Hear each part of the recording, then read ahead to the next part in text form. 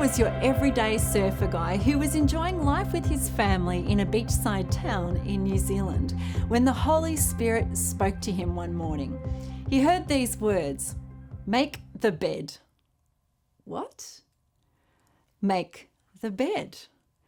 What, was that you, God? I don't make the bed. My wife, Lisa, she makes the bed. But then he heard it again. Make the bed. But God, I don't make the bed. Lisa does a great job of it. Why are you asking me to do it? Make the bed.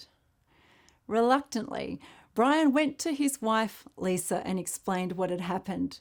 He said, "Honey, I need you to teach me how to make the bed. I think God is telling me I need to do it." Lisa smiled and rather enthusiastically explained the procedure. It was a complicated one.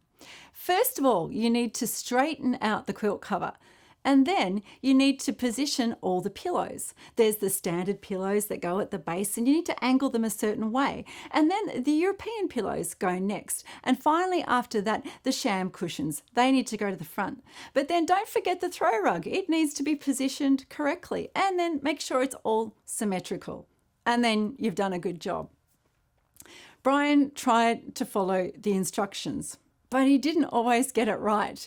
It took him a good month before he was really good at making the bed. A year later, Brian was still making the bed when the Holy Spirit spoke to him again.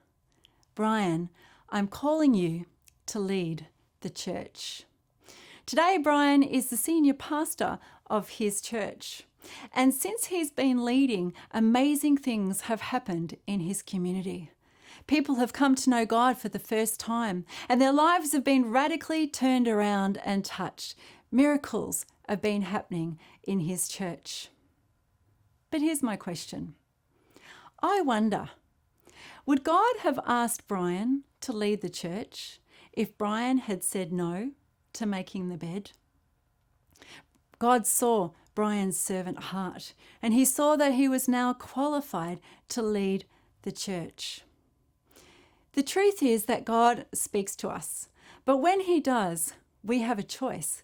We can choose to say yes, we can follow what God is saying and be transformed as a result. But we can also say no.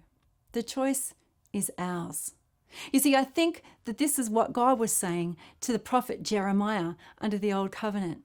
He said to Jeremiah, "I want to show you something. Go down to the potter's house and I'll speak to you there." So Jeremiah goes down to the potter's house. The potter is there working the clay, and he takes a jar off the shelf. The jar's broken and marred in his hands. So the potter puts it on the wheel and he begins to shape it into a vase that seems best to him.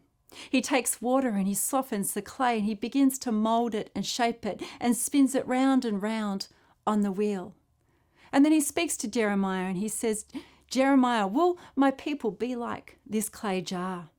Will you submit to my touch? Will you be formed into the image I've created you to be?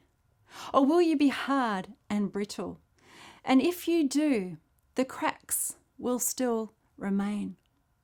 You see, this is the choice that we have too.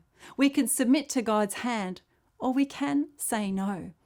But when we do, sadly, there will be consequences. God said to Jeremiah, "If you don't submit, I'll need to change the plans I have for you."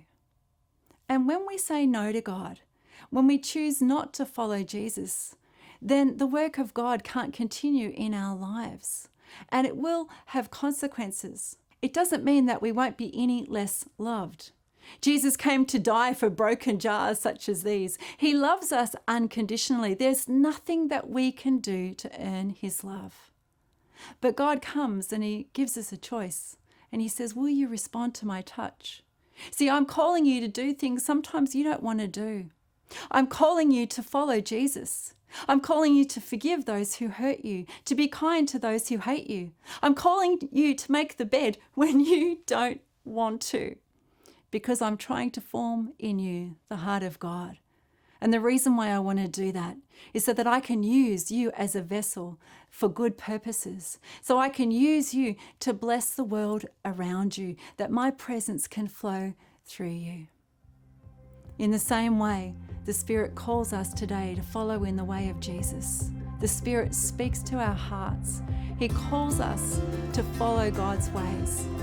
The choice is always ours. Will we choose to follow? Will we choose to say yes and keep saying yes?